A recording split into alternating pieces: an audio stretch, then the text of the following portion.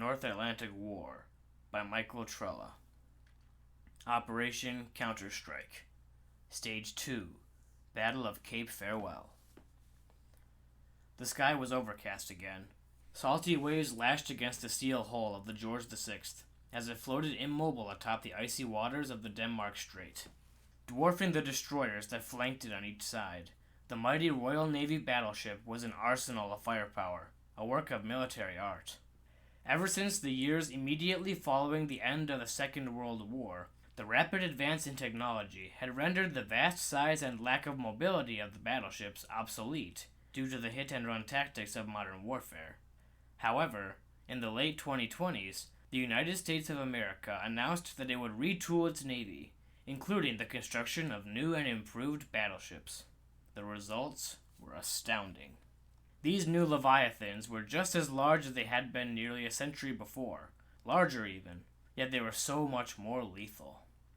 Armed with massive surface-to-air missile launch bays, cannons of the largest caliber ever conceived, and dozens of smaller guns of both anti-ship and anti-aircraft nature, the new battleships were the most powerful war machines on the planet. They gave the name Dreadnought a whole new meaning, literally inspiring fear in the hearts of any that stood against them. Naturally, the United Kingdom, known for centuries for its naval might, was the first to follow in the Americans' footsteps, coming out with their own modernized dreadnoughts only 7 months after the U.S.'s first set to sea. 2 of these beasts of the sea had been included in the expeditionary force to Greenland, the HMS George VI and the HMS Henry V. They dominated the fleet, rendering even the heaviest class of cruiser accompanying them minuscule in comparison. Even the aircraft carrier, Churchill, was nearly equaled in size by them. It was truly good that the British had brought with them so much destructive firepower. They would need all that they could get. Admiral Rolfe stood alone, staring through his cabin window out at the wide expanse of gray water that covered the horizon with its bleakness. He had received as of yet no word from the land forces since the call reporting the victory of Kulisuk.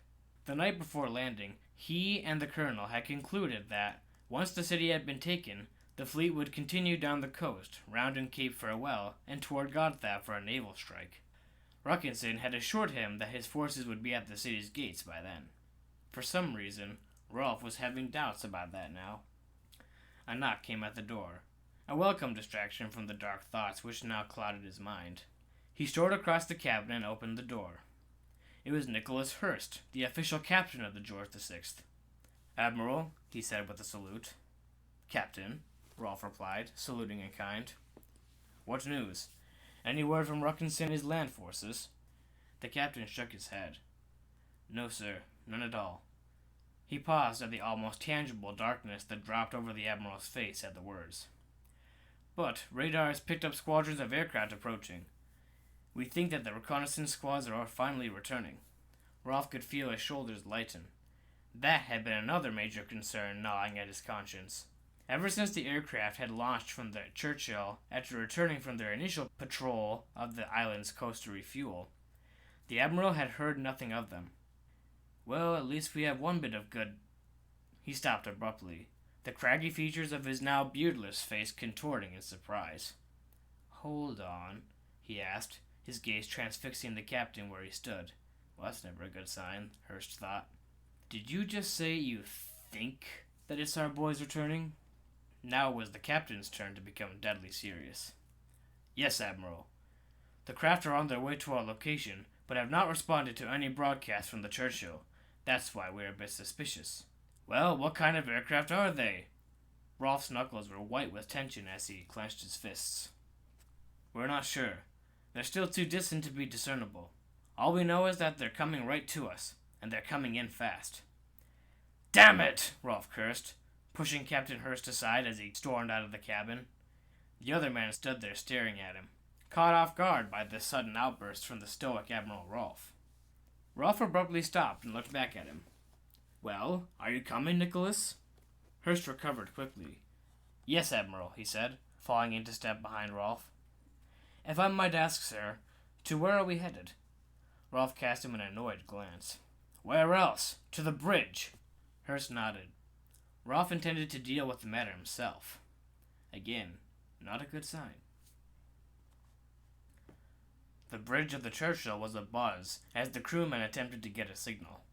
The objects detected by the radar were still closing in at a considerable speed, with no line of communication having been established with them yet. The closer they came, the more unanswered signals were sent. The more unanswered signals that went out, the more tense the bridge became. Mark Jonas, the Churchill's captain, paced about uneasily. Those were his men who had yet to return. His men. He knew each and every one of them by name and face, considering every man under his command as a close friend. For them to return a day late without a word of what they had discovered was unthinkable, and they would never ignore a signal from the Churchill. Not his men. His pilots.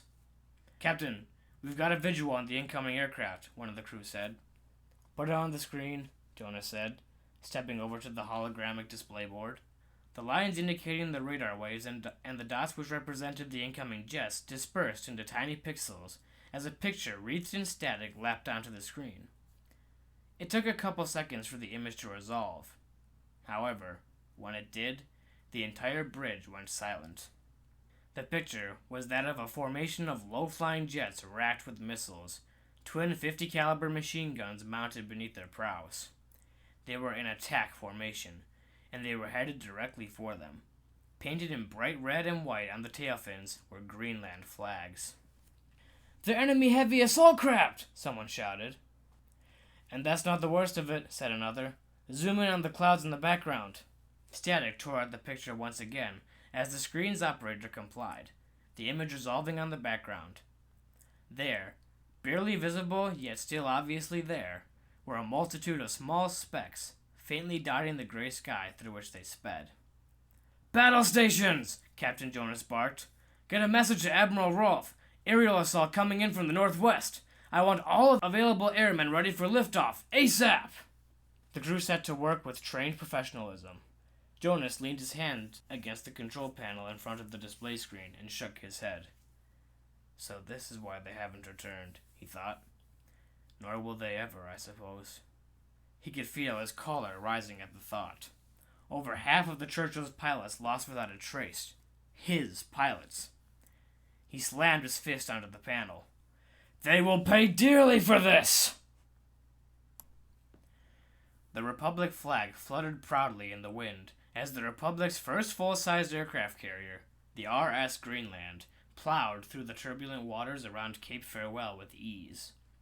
It was the focal point of a massive ring of warships that traveled full speed ahead north and east. It was the flagship of Admiral Herc, the pride of the Republic Navy. Dozens of ships of all classes surrounded it in a spread-out combat formation. Cruisers, battleships, destroyers, submarines of all classes, and even a group of interceptor boats. Small and quick, and deceptively well armed, these Hornets of the Sea were designed for hit-and-run tactics the likes of which had never been seen in naval combat. The Admiral himself stood on the side of the runway of the Greenland, taking the time to appreciate the beauty of his fleet. The cold wind whipped across his face, but he didn't mind. He had been one of the first settlers to the Republic back in 2029, following his retirement from the United States Navy. Once the call to arms had been sent out following the Danes' declaration of war, Herc had been proud to find that the passage of time had done nothing to dull his experience in modern naval combat. It had been nearly 2 decades since he had set foot on a warship. To be standing on one now was exhilarating. Not only that, but he had a sense of purpose. He was fighting to protect his new home from invasion, a war that had been declared by Parliament for a just cause. Yes, this was a war worth fighting. A young sailor stepped up beside him and saluted. "Admiral, sir, we've received word that Colonel Halberd's strike force has engaged the enemy fleet. Apparently they haven't moved much since the bombardment of Kulisuk." Herc set aside his reveries and turned to the young soldier. The lad was taller than he, with a lean build, dark brown eyes, and angular features. By the look on his face, he shared the same sense of purpose. "Very well. How much further until we are in range? The reports say that we have only 13 miles until our battleship's main batteries can open fire." 13 miles. That meant that in less than half an hour, they would be able to strike at the enemy. The blood raced through his veins at the thought. Excellent, he replied. Get a message sent out throughout the fleet. All ships prepare for battle. I want all airmen ready for liftoff within 20 minutes. The youth saluted and set off at a brisk pace to carry out his orders. Herc returned his gaze to the sea, his eyes settling on the R.S. McKinley. The battleship was magnificent against the stark gray and white of the surrounding sea, the red and white of the Republic flags waving proudly from its towers. After a few more minutes of reveling at the sight, he turned and began to make his way to the Greenland's bridge. He had a battle to win. The bridge of the HMS Rudy erupted in an explosion of fire and death as a missile struck its missile base, igniting the ammunition stores within and wreathing the entire destroyer in flames. The jets of the Republic Air Corps circled the Royal Fleet like vultures, only to strike like falcons at unseen signals at seemingly random intervals. Nearly a third of the ships in the fleet had already sustained damage, while few fighters remained from the Churchill's reserve to fend off the attackers. Surface-to-air missiles cluttered the sky above, while flares were discharged in their hundreds by the Republic jets to draw them off. Anti-aircraft guns blazed loudly as they strafed the skies on their tails. Rolf couldn't believe what he was seeing. Shaking his head clear of the ringing caused by the sudden, violent demise of the Rudy, he felt a cold chill down his spine at the prospect of having fallen into a trap so blindly. These were no rebels. This was no band of natives fighting for their land. This was a real nation-state that was not about to let their home be taken from them, one with a military equal to that of any other that could be put forth by the world's countries. This was not an expedition to quash a revolt. This was war. An all-out, total war. The guns of the George VI had done an outstanding job by keeping the enemy aircraft at a respectable distance, having shot down several that had attempted to do it harm. Still, their luck could only hold out for so long, as another massive explosion engulfed the Nottingham, a cruiser that had been subjected to a merciless run by a squad of heavy attack jets. The fury of the assault brought another dreadful thought to his mind. If I'm under such heavy assault, what sort of hell is Ruckinson being put through right now? He didn't have long to wait. This is Colonel Ruckinson to the HMS George VI. Would someone please pick up the damn radio and respond? The static-racked voice over the radio was clearly desperate, confirming the Admiral's suspicions. He hurried over to the microphone and shoved the operator aside. Ruckinson, is that you? This is Admiral Rolfe speaking. He could feel his undershirt clinging to the skin on his back as his sweat quickly went cold from the frigid air. It's me, old friend, came the choppy reply, the relief in the colonel's voice far too obvious for comfort.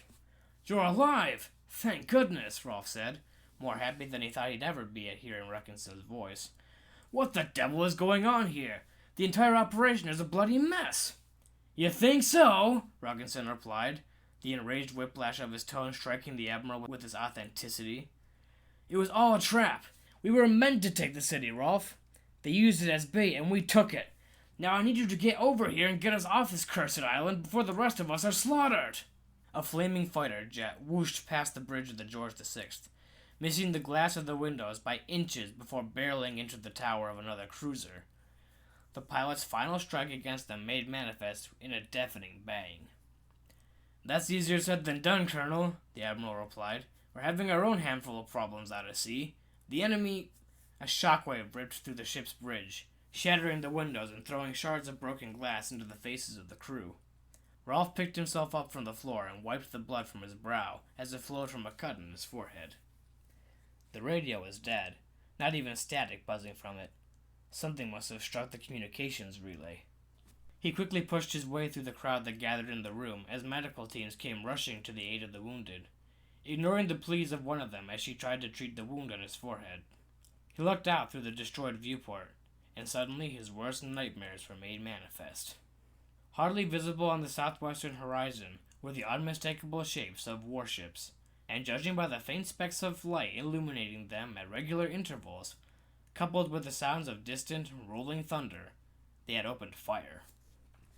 "Ready the main guns!" he shouted over the din of the battle around him, not trusting the ship's internal speakers since the destruction of the relay. "Enemy ships approaching from the southwest, and have already engaged!" Once he had seen that the crew had gotten his message, His reference being the rotating of the massive cannons on the prow of the ship, he turned to the young medic who had intercepted him earlier and accepted the warm, white cloth she held out, pressing it against his forehead. Despite his dire situation, Rolf was not about to go down without a fight. He would meet his enemy head-on and fight them tooth and nail. Even if it ended in defeat, or his death, he would fight to the end. The sea was an entirely different scenario on the surface than it was underwater. As the submariner peered at the enemy ship through the periscope, he couldn't help but notice the stark contrast between the turbulent, war-torn waters of the surface and the quiet, peaceful, uneventful oblivion of the undersea. The ship in question was a British cruiser, its hull already riddled with punctures from the bullets of the airstrike, while a small fire had started on the deck closer to the bow. Its main cannons were aimed directly ahead as it turned for a frontal engagement of the Republic fleet in order to make it less susceptible to a devastating broadside.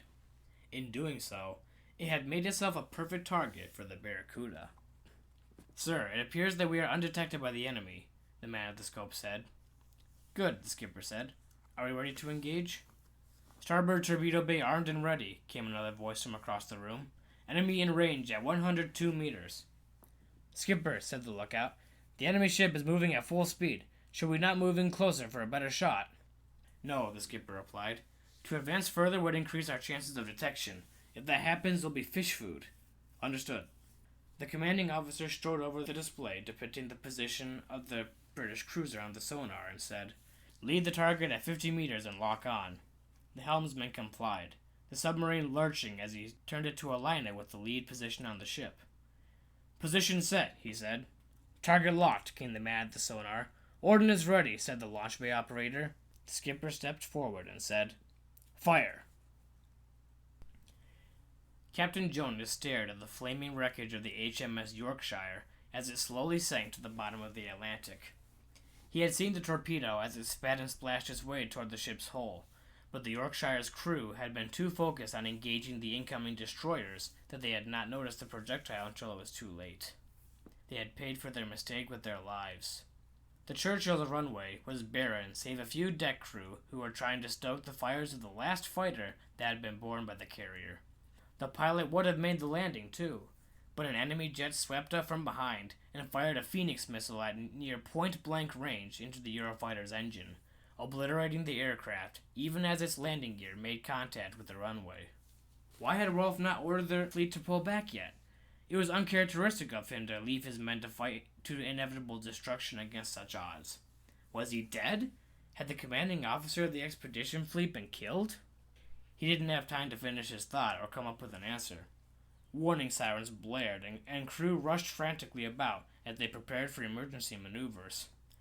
Jonas had no need to ask what the immediate danger was as he looked out a bridge window and beheld a battleship bearing the red and white flag of the Republic pulling up next to the Churchill, its hull hardly 100 meters away, its main guns trained on the carrier's bridge. He never thought he'd ever had the chance to look down the barrel of a battleship's primary cannon. He may have felt honored, were it not for the despair and terror that swamped his mind. He closed his eyes, his thoughts trailing back to a conversation he had once had with his parents after graduating from the Royal Naval Academy.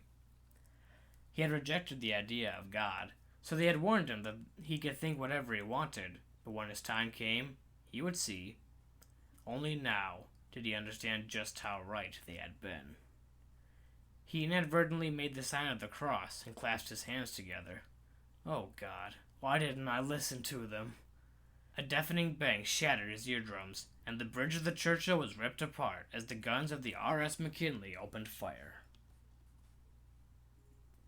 Admiral Herc had observed the course of the battle from the bridge of the Greenland with grim satisfaction. The enemy had been caught completely off guard by the sudden aerial attack. When the Republic fleet had entered the fray, they hadn't stood a chance. Based on reports that he had reviewed of the enemy's strength, Herc had calculated that his force outnumbered that of his opponent 3-1, and that was not counting the addition of the aircraft launched from the land-based airfields. They had been defeated before the battle even began. Nevertheless, they had fought like heroes. The British had stubbornly refused to retreat, fighting out the battle for hours longer than the Republic had anticipated. Though they were defeated, they went down fighting, a trait which Herc couldn't help but admire. It wasn't until the destruction of their aircraft carrier that they had finally begun the retreat. The fact that they had an aircraft carrier at all was a surprise, since it hadn't been reported by the recon submarines. Thanks to Colonel Halberd, though, it hadn't been an issue, most of its arsenal having been destroyed before the Republic fleet had attacked. In the end, it was destroyed regardless. The wind about him picked up as a lone helicopter touched down on the Greenland's deck, for he was standing out on the runway accompanied by the senior officers of the ship. As its doors slid open, a lone figure stepped out and was led by two soldiers to stand before Herc, richly decorated in medals and signs of rank of the Royal Navy. The prisoner looked him in the eye, his expression of, "You may have won, but you haven't beaten me." His craggy features were worn, yes, but the fire in his eyes was there, bright and furious.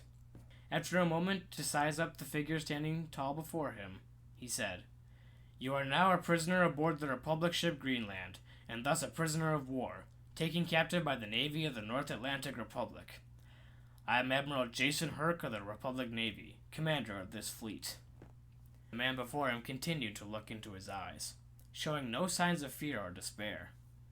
There was pain, though. Pain at having been defeated. Pain at having been captured. Despite this, he somehow managed to smile, though for what reason none but he could guess.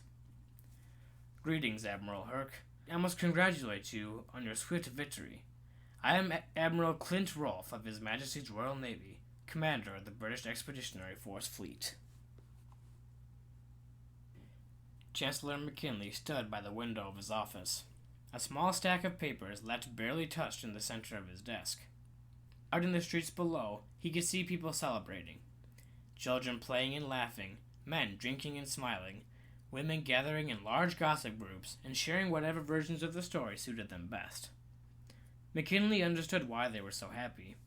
He felt that he should have been happy too, for the papers stacked on his desk were the reports of the victories at Kulisuk and Cape Farewell.